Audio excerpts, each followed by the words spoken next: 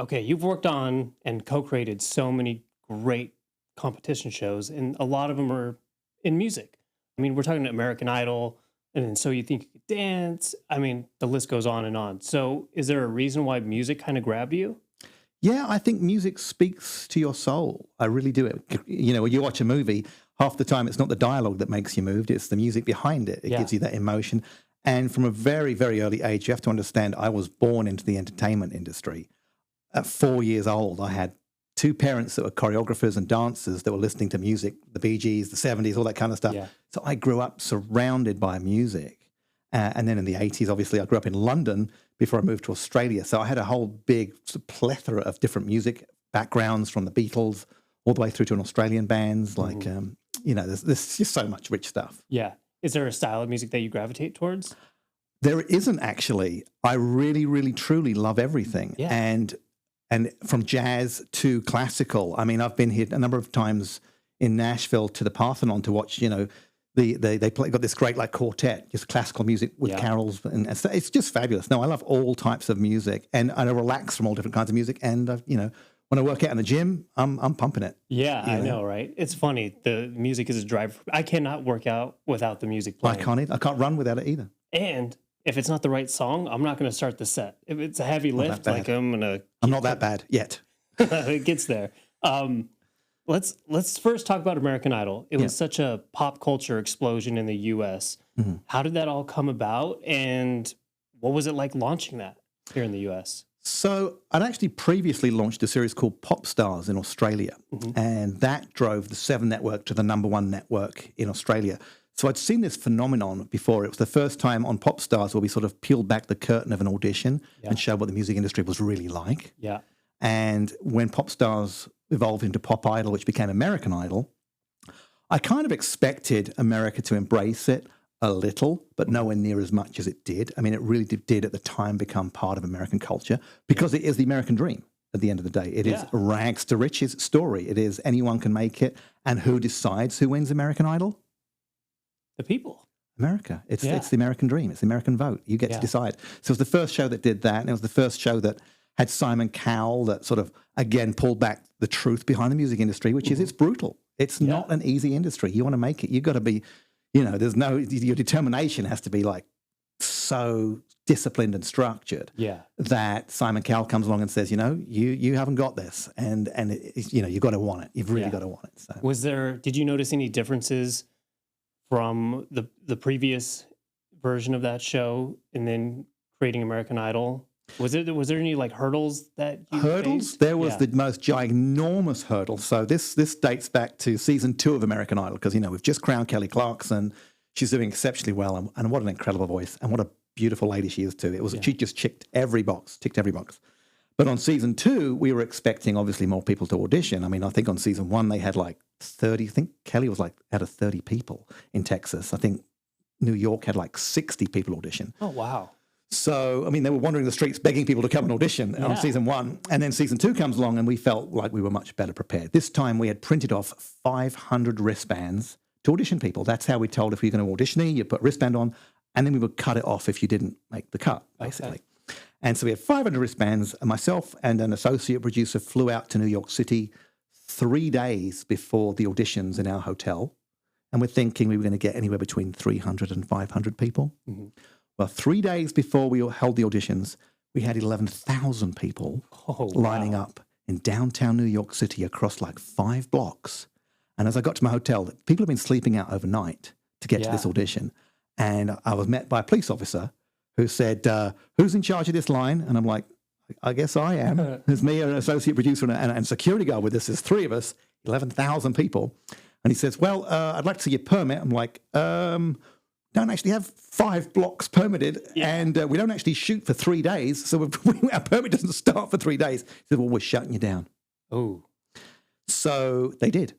They literally went to the middle of the 11,000 people line and broke them up and sent them away, like telling them to wow. go home. And you know what they did? They walked around the block and then came back and formed again straight away. Yeah. And then what happened was riots, because now the line reformed, but not in the order it was. Yeah. Right. And it was a disaster. And within minutes, I had a call from Fox Publicity going, what is going on? Da, da, da, da. It's going crazy. But what it did do was put American Idol on the map. Yeah. Because suddenly we had CBS, CNN, Fox News. Everybody was there viewing this line of, oh my gosh, it's 3 days before the auditions. Yeah. And it was a disaster, honestly. New York was a disaster, and we learned our lesson the hard way. A beautiful disaster. A beautiful disaster. Got us a lot of publicity on every network, on every cable channel. And then we changed the way we held the auditions completely. We started filling stadiums and doing stadium auditions because we couldn't. Because I was going to say, 11,000 people in line to audition is like a small arena. It was. Yeah. And we did. And we employed a lot more associate producers. And we put tables in the middle of the arena. Mm-hmm. And it was step forwards, sing as a verse and a chorus. And if you didn't bring it, or if you didn't do something special, you were cut. And so I know the backstory, of each contestant is important to the show, right? To the production of the overall thing. Exceptionally important. Did that come secondary, or was that part of the initial audition process? It was actually when we had the masses, the 11,000, it wasn't necessary. We didn't interview everybody. Okay, so out of that, say for example, if we had 10,000, and mostly we had 10,000, I think the biggest city we had was Washington D.C. with 25,000. Yeah, and we started at 6 a.m. We finished at 6 a.m. the following day. Situation. But the home stories, their backstories, to me was at least 50% of your vote at home.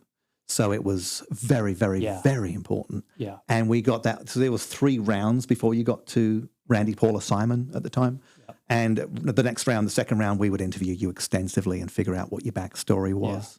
Yeah. And if thought you were going to win, if we thought we could craft something out of your story and make America fall in love with you. Yeah. I mean, that was my job at the end of the day, was to make people fall in love with Carrie Underwood and Ruben Studdard. Right. That kind of thing, yeah. Yeah, and just going back to my initial frame of it being a pop culture kind of explosion, the show.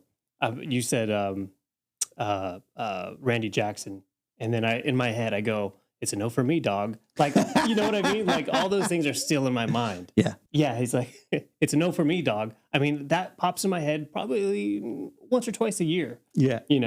But yeah, the American Idol I remember just watching it. I don't want to date myself how old I was at the time, but me neither, by the way. Yeah, I mean, it wasn't that long ago, right? No, it's still on technically. So such amazing talent, as we're talking about, stemmed from that show, especially the early seasons. Yeah. Do you have any insight to what that it factor is when it comes to talent? Back then or now? Oh, good question. Let's address both. Okay.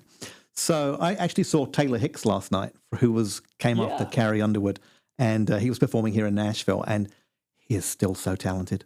Yeah. But why isn't he as big as Carrie Underwood? I can't really answer that question that well. Mm-hmm. I have some theories, but I think that it factor back in the day, why did America connect with them, was because so much of it was to do with how we produced them as well, helping them with their song choices, how America could connect with their songs.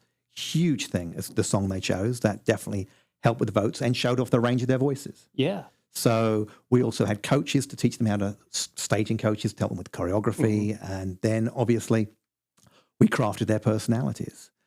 And the reality is, and I think it stays true for today, the more honest they were, the more likely you were to vote for them. Yeah, because the viewers could connect. Yeah. That's it. Right. If you can connect with your viewer, you're going to get the vote.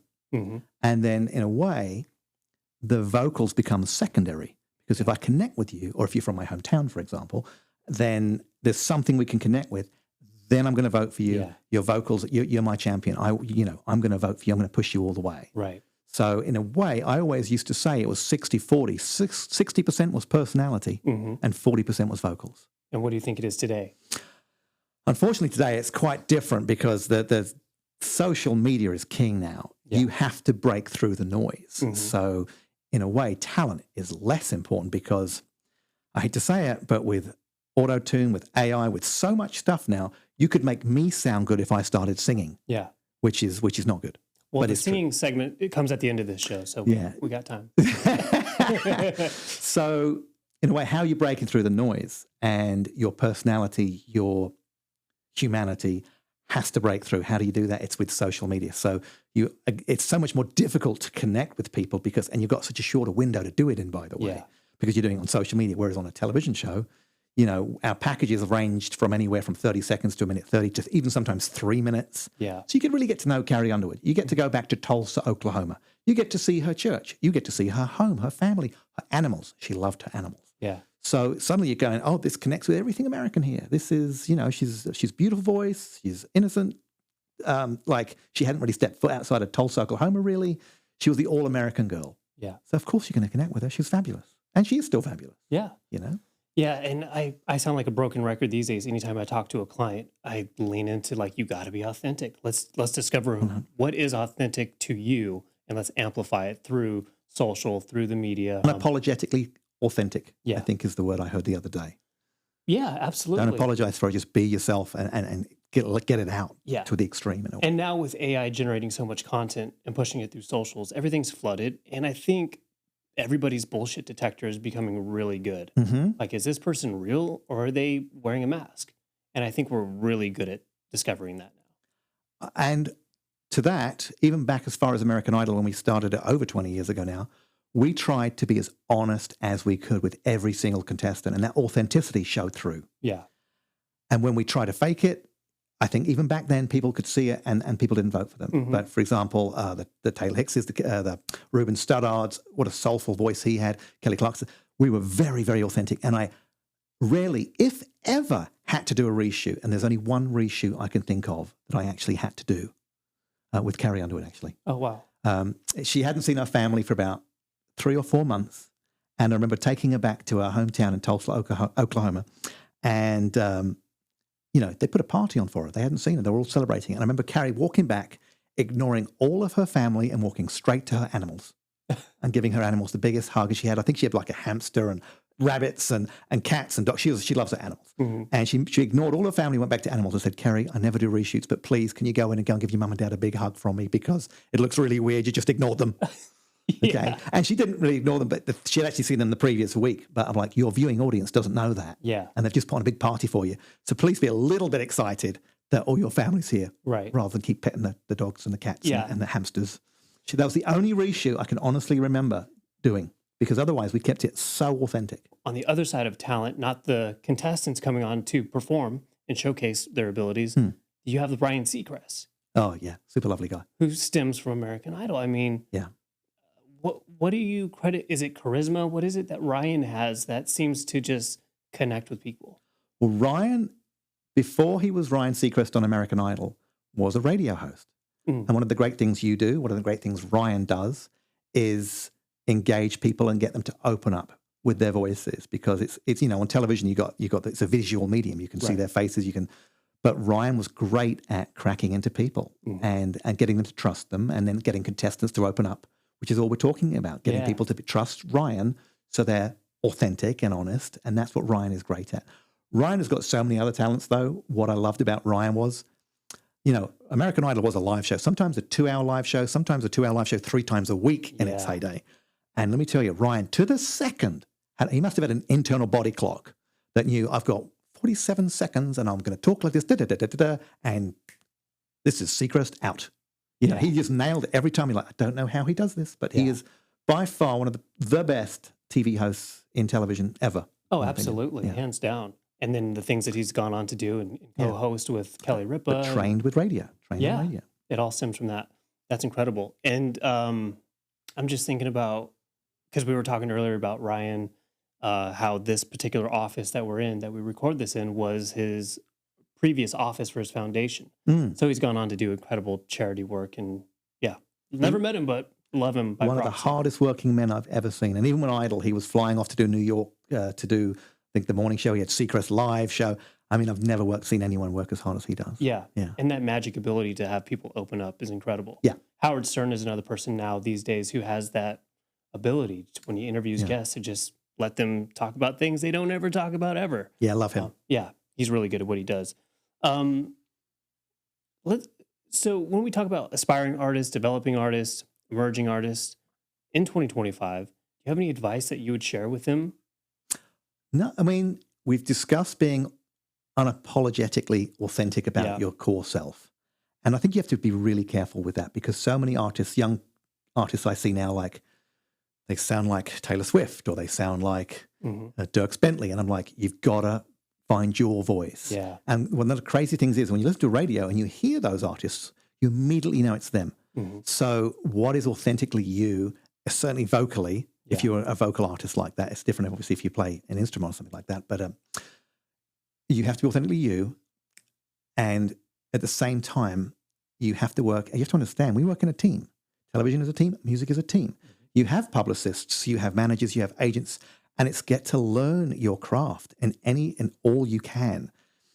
And unfortunately, I have to say this, you have to learn social media. Yeah, you do. You really have to learn to market yourself, learn from the best, there's a fabulous lady called Adley in Nashville. She literally got a billion views last month. I mean, literally she gets a billion. What is she doing that no one else is doing? What is to learn that craft? Wasn't Adley on one of these music competition shows? She was. She started off on The Voice. That's correct. The Voice, yes. And then she ended up on Blake Shelton I think it was his one of his openers for Blake Shelton.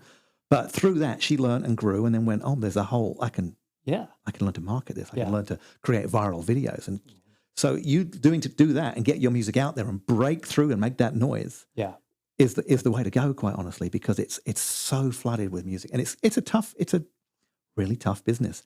And now it's even more of a global business because you're dealing with, we're not siloed just in Nashville, Music City. Now you've got the rest of the world who's also trying to compete with you with social media, trying to get their music out, trying to get their attention out. It's tough, and with AI. And what's going to happen with that? Which is going to exponentially grow. Yeah. And change the music business again. Everything changes. Yep. And then changes again. Yep. Changes again. And it's just adapting to it. And 100%. Yeah. And capitalizing on it and using it as a tool. Exactly. So it's definitely evolving. I think we've already touched on it, but I was going to ask you, what do you think helps talent stand out in an oversaturated market? And I think we just dialed it in. It is the authentic factor of you are who you are. You are who you are on social media. You are who you are in an interview. You are who you are on stage. And there's no delusion when you come off stage. No, that was them. And on top of that, you have to understand that you can't expect to write a Grammy-winning song tomorrow. You've just got to keep working at your craft, work with other writers, learn from the best. And know that if you're out partying, someone else isn't. Yeah, exactly. And someone else is learning their craft. And someone else is trying to get into that coffee shop where that music executive is just up the street. Yeah. And buying them a coffee and sitting down with them. And I think you should always ask for help. You're not a lone wolf in this business. Yeah. And when you're at university or wherever you're learning, you're making connections. And this business is built on connections. Absolutely. 5,000% timing and connections. I'm sure you've had other members come on this podcast and say it's all about timing. It is, but it's timing. You can help that timing by bumping into that record executive in the coffee shop. Yeah. You can help that timing by working really hard and being and strategizing about, in a way, your brand, who you are, treating yourself in a way like a business. Yeah. And separating that from the play, because you can't be all work as well. You have to find that something, because that's how you get creative as well, by the way. I think, going on hikes, traveling overseas, that feeds the soul. That's where you get your creativity from. Right. And because you are going to burn out. When you will you're burn out. Creating the music, Done when it you're plenty performing, of times. When you're doing social media, you're going to burn out. So you got to take time to go recharge. Yes. Absolutely. And schedule it. Yeah, because if it's not on the calendar, it's not going to happen. Right. You're going to push it aside. So I do that all the time. It's not a good thing.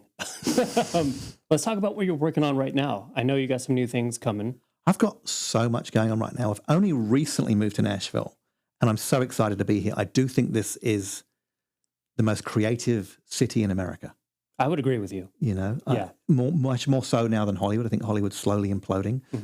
Even I'm talking film, television here, not just music, but because of the musicians here, because of the music industry here, it's such a creative medium. So I recently moved my company here. I'm looking at expanding my company, Legacy Productions, and we're looking at going into more music, more social media productions. We are going more faith adjacent. I like to say faith adjacent because I'm a person of faith. I think I want my programs always have been, but I really want to establish that. My programs have always been family safe, trying to bring families together. And as our audience grows, younger, or audience grows up, we're siloing ourselves in our television. We're watching screens. We're not watching together. I would love to bring families back together, and like we did with American Idol, like I did with my Christmas film over Christmas. I had a film called Meet Me Next Christmas on Netflix. with pentatonics, and loved it. But it brought families together to watch it. Yeah. So if I can make more programs like that, more music like that, more social media, viral videos like that. So I'm doing that with Legacy Productions. I love that. Yeah, which is great, moving to Nashville and expanding.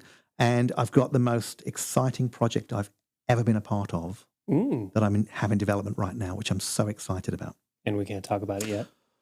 I can give you little hints about it. Let's do it. Well, it's called The Lost Music of the Vatican. Ooh. And about 2 years ago, a documentary producer came across hundreds and hundreds of pages of music in the archives of the Vatican. Oh, wow. And they're calling it the Dead Sea Scrolls of Music, basically. Yeah. And we want to take an A-list artist, make like an Ed Sheeran or a Lady Gaga or whoever wants to do it, that's an A-list artist. We want the Vatican to invite them, to take them into the archives, to go through that music and then reinterpret it in their own style. Oh, wow. And then you put a concert on it at the Sistine Chapel or outside, the Colosseum. Yeah. So we're looking at doing the lost music of the Vatican and really bringing this old music that no one's heard before or hasn't heard for centuries to life again. That's going to be incredible. Yeah, that's the plan. Yeah. That's the plan. So we're literally just taking that out as we speak. Wow. Lost Music of the Vatican. And it's the most exciting project I've ever been a part of by a long, long way. Yeah. And I scouted it at Christmas time. Went to the archives, saw some most incredible things from supposedly John the Baptist's handcuffs to the table at the Last Supper, all in the archives. Wow. So this is kind of like Indiana Jones meets, a documentary on an artist as they go back through Italy and we hear their music. And it's just so exciting. So that's one of the projects I've got in development. That's very cool. And to just go back, I love that you're focused on creating programs and stuff that could bring families together, because I have a 7-year-old and a 2-year-old at home. So that'll be nice to be able to sit down and, I mean, you have your Disney movies and things like that come out. My son loves YouTube. He's addicted to YouTube. We try to limit it, but best we can. But it would be nice to see some shows on YouTube that have that YouTube essence to it. Yeah. Yet that are actually produced in a way that are healthy. Yes. Does that make sense? 100%. Yeah. So I love that. That's great. And that's exactly what Legacy's goal is to be. Very cool. To do that. Do you want to jump into some rapid fire questions to wrap it up? I better readjust myself and get scared. Let's readjust. These are coming in hot. Okay. I think I know how you might answer this, but let me hear what you have to say. What's more important in terms of talent? Is it charisma or the right song? The right song will be successful. I truly believe that. You get the right song, you're going to make it. Now, it might not, you might not be singing it. You might have to give it to someone else to sing for you, but you get the right song and it will break through, in my opinion. I think so too. If you've got charisma, it helps. It certainly helps in the business because, you work with me and I always say this to other artists. It's like, should I go on The Voice? Should I do American Idol? I'm like, absolutely. Because you're going to make connections. You're going to experience something you've never experienced. You're going to experience multi-cameras. And you never know where that production assistant might one day end up that you were nice to and got them a cup of coffee. How about you get the coffee for the production assistant rather the other way around? You never know where they're going to end up. Yeah, I've seen it so many times where, like, my old production assistant now runs the BBC in England. There's there's so many things. An old assistant might run a network. There's a multi-camera director, most famous in the world, called Hamish Hamilton. He used to be a PA, but he knows who he likes to work with, and we'll make sure he works with them again. Right. So charisma's always, be nice to the people on the way up. Yeah, absolutely. Yeah. They'll support you on your way down because it will happen. Yeah. And I was a part-time assistant one day, As was I. So there you go. As was I. It's all connections. So charisma will help. Yeah. And the right song. The right song is always going to break through in my opinion. Going back to what you were saying, early days of American Idol, I would remember probably Randy Jackson most often would say, I don't think that was the right song choice for you. And it's so true. The song's got to fit the artist. Let me leave you with one more. And this is a personal one. Okay. For you. If you had to pick, what has been your favorite project that you've worked on to date? So I worked on a series called Disney's Fairy Tale Weddings, and I'm a Disney fan anyway. And it was the nicest show I've ever worked on. And the reason being, all we did was spoil and bless people with their Disney dream. Oh, I love that. It was on Disney Plus, and before then it was on ABC Family. And for example, actually, this is how the film came about. I worked on with Pentatonics. You're talking about connections. I worked with Pentatonics. I had a couple and they loved Pentatonics. And on Disney's Fairy Tale Weddings, they didn't know this, so this was all surprise. They thought they had the Disney Hotel. Well, they didn't. We gave them the Disney Castle at Disneyland. Oh, wow. So suddenly they're getting married there. They think they're getting a golf cart. We gave them Cinderella's horse and carriage. And she's going up the middle of Main Street in Disneyland. And she's like, oh, my God, this is all mine. And suddenly she gets there. And as she's walking up the aisle, Pentatonics are singing Hallelujah. Oh, wow. Her favorite band singing it live. Yep. All we did on that show was spoil people. We took them on Alaska cruises. We gave them, Olivia Newton-John, they had a fan of Grease, the film Grease. Yeah. Olivia Newton-John, sadly, it was her last performance. Oh, wow. Before she passed, and she's the most beautiful lady. But those are the things we did on Disney's Fairy Tale Weddings. And going back to Pentatonics, when I worked with them, they were the nicest people I've worked with. Also, some of the most creative people I've worked with. And immediately after that, I said, I don't know what it's going to be. I love working with you guys. I will promise you we'll work together again. Yeah. And now it took 6 years, and I put them in my feature film, Meet Me Next Christmas, last year. Right. And guess what? As soon as I said I've got the Lost Music of the Vatican, they were my first call. Yep. To Scott. I was actually thinking that in my head. Yeah, Scott. Yeah. And there's Scott, there's 5 of them. They're all super Kirsten, and they're all super lovely, every single one of them. And I said to them on the film, I said, don't worry, I've got something else in the pipeline. You'll be my first call. And they were. Yeah. So Pentatonics is definitely on board for that one. I've got a lot of other big A-listers that we're excited about. Again, I say charisma. It's just they're genuinely nice people. Yeah. You can't fake it. Yeah. They're genuinely nice people and so super creative. Mm-hmm. So I don't know if I just answered your question, but it was Disney's Fairy Tale Weddings. You did. Was my favorite show. It's just blessing people with their what's supposed to be the happiest day of their lives. And I was a part in trying to make that happen for them. Yeah. Giving is way more fulfilling than receiving, 100%. Right? There was nothing bad about it. There was no mean Simon Cowell. There was no negative things. It was let us spoil you. They're all Disney fans, and let us give you what you want without you knowing, which was the fun bit. Yeah. And just to drill down on relationships, establishing, creating new relationships, but then also remembering to nurture the relationships you've already created. Yeah. Because if you want to get those phone calls down the road, you got to leave a good impression. Yeah. And check in with people where it's not transactional. How are you doing? Just simple stuff. Yeah. Yeah. And I did that. I was exploring the Vatican at Christmas time, and I called up Scott, who's the lead singer of Pentatonics. I called up Scott going, Scott, you won't believe this. They're playing your version of Hallelujah right now in the Vatican. Whoa. So make sure you get your royalties. Wow, that's incredible. Yeah, and Kirsten, and they're also so lovely. Yeah, so. I really appreciate you coming in, taking the time to really just talk about talent, what it is. Yeah, my pleasure. And I hope your listeners, your viewers, get something from this that'll inspire them to keep pursuing the dream, because you can do it. It might not be what you think it is, but it's a fabulous industry. It's a creative industry. And I don't think I've met really anybody in it that doesn't not like being in it. You better like it, because it's damn hard work when you get into it. Absolutely. Yeah. Thank you for coming in. My pleasure, Mike.